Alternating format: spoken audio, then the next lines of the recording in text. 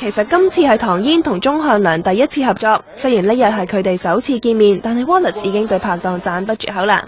我第一個印象就係我真係諗唔到佢咁高，因為我喺台上第一次咁近見到佢，哇！佢高你好多，sorry。我睇下有冇着嗰間鞋，又唔係好高啫喎，第一感覺原來真係好，咁啊即係拍戲唔需要太多遷就，方便。同埋佢幾健談嘅，第一次見面。難得同唐嫣呢位美女合作 ，Wallace 就梗係想有好嘅表現啦，所以佢都話為咗套劇要揾翻初戀嘅感覺啊。睇個劇本就會令你諗翻起以前乜都唔使啊，食乜冇所謂㗎，去邊度求其得㗎啦。總之兩個人喺埋一齊，哇，好正，好開心喎！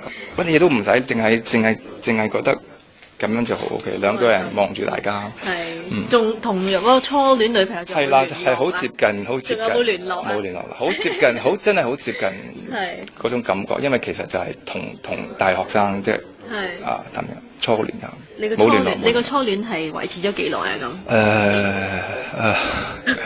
咁都唔記得啦。記得，唔係好長時間，唔係好長時間，但係可能真係初戀，就你淨係好記得，好記得呢啲details 啊嗰啲。好回味喎，你而家。